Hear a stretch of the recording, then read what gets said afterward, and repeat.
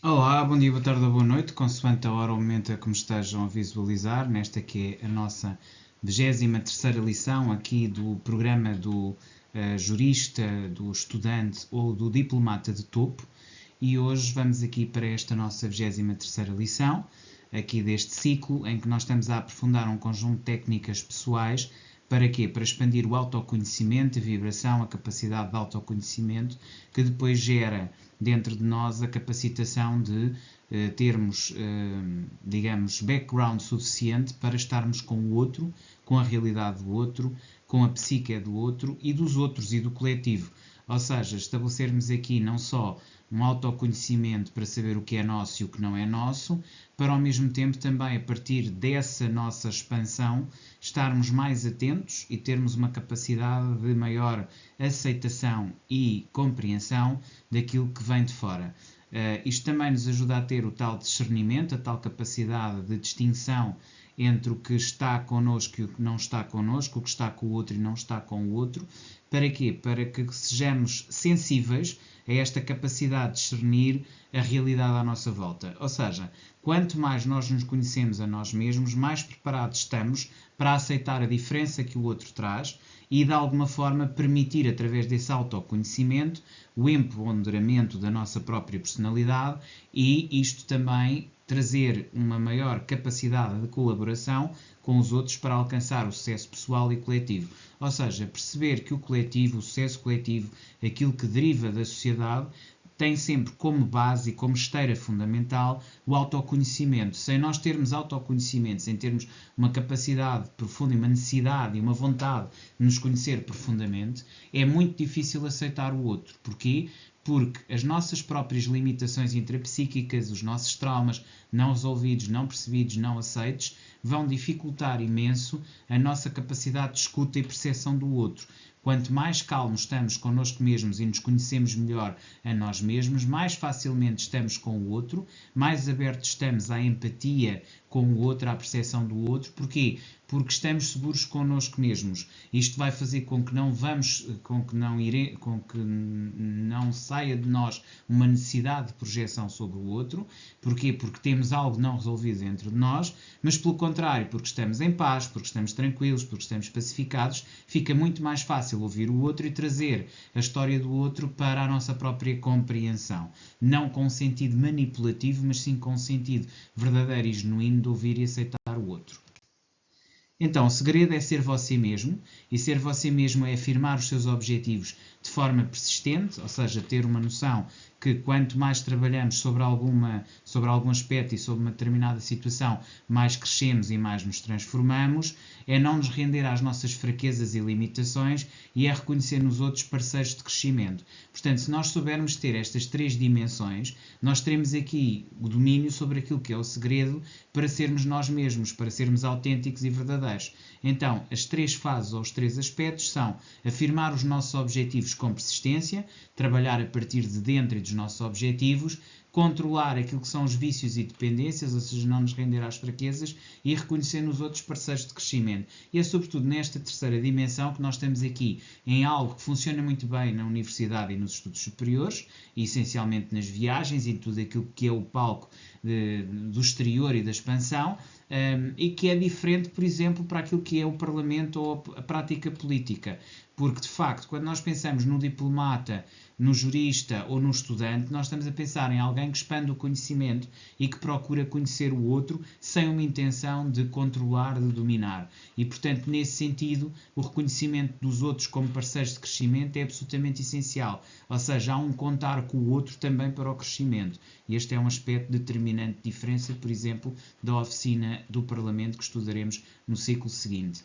Além disso, existem aqui um conjunto de teorias relacionadas. Como sempre, eu faço sempre este périplo pelo conjunto dos autores que de alguma forma têm que ver com a temática que é trazida a cada uma das lições, com a expectativa e o objetivo de vos não só dar uma esteira e um lastro para vocês poderem estudar, como também de apelar, obviamente, ao conhecimento destes autores e à integração dos estudos dos mesmos neste módulo e nestes módulos que eu vou dando, não é? Ou seja, a cada lição eu trago aqui um conjunto de sugestões de leitura e de autores que podem, sobre determinados assuntos, ser determinantes. Então, as teorias relacionadas são Aristóteles, que nos fala sobretudo da autossuficiência e da virtude, dois aspectos absolutamente essenciais. Hegel, que nos fala do reconhecimento e construção mútua, portanto Aristóteles e Hegel. Bourdieu, que nos fala do capital social e do trabalho sobre a ideia de capital social. Maslow, que traz muito a ideia da autorrealização.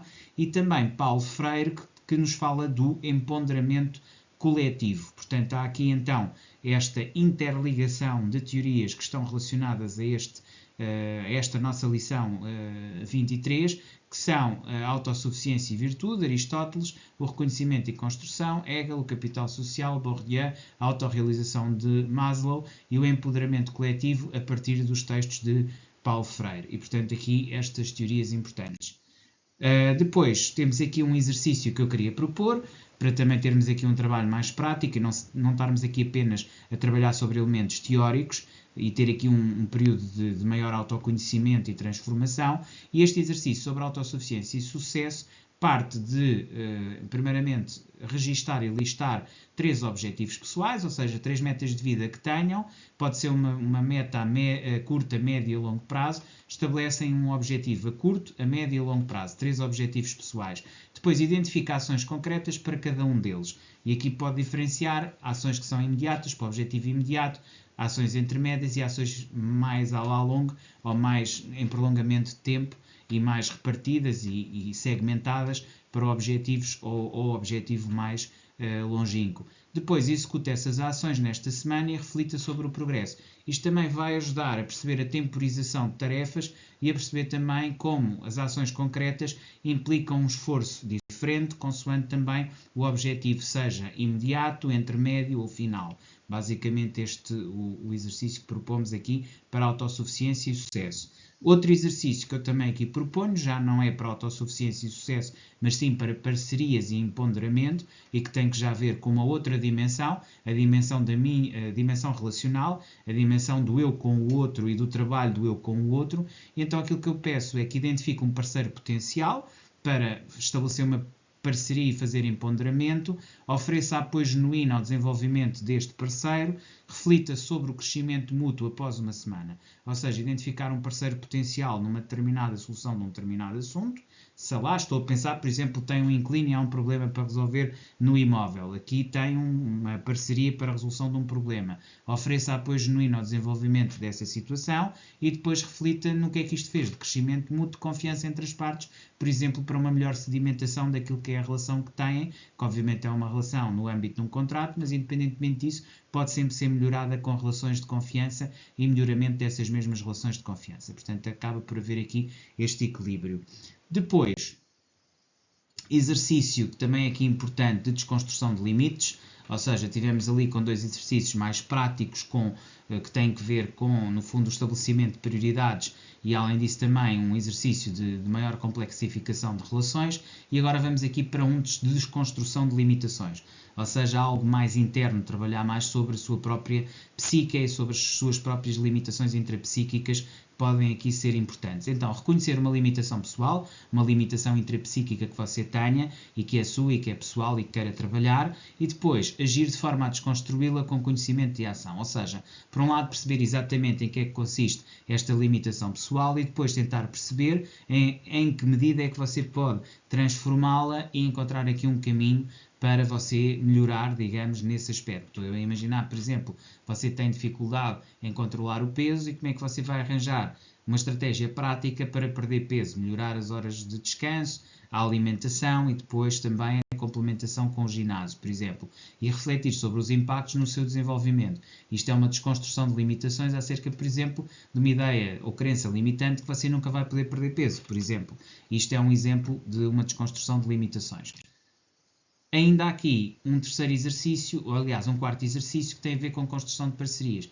Portanto, tivemos um exercício mais individual, outro mais virado para o outro novamente para o interior e agora outro novamente para parcerias e complementação de, digamos, de necessidades e capacidades com outros.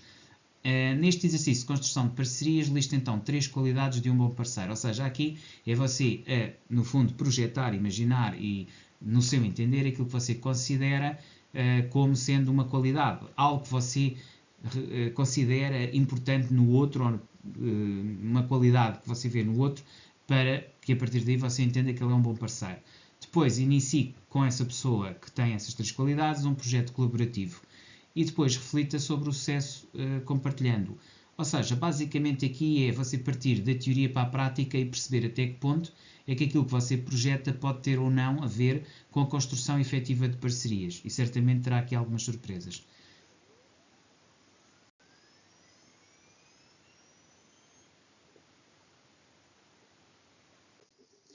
Finalmente, estamos aqui na conclusão. Já aqui tivemos os 4 exercícios que eu queria propor nesta matéria e, portanto, chegamos aqui a uma conclusão com uma prática diária que você deve estabelecer. Portanto, deve procurar registrar a sua rotina diária e incorporá-la através da sua vibração. Aqui a vibração tem essencialmente a ver com os estados emocionais que você desenvolve através da sua autossugestão e capacitação. Praticar durante 90 dias, 3 ciclos de 15 dias vezes 2, para consolidar novos hábitos e alcançar um sucesso autêntico. Basicamente é isto que eu vos queria propor. Espero que tenham gostado desta lição.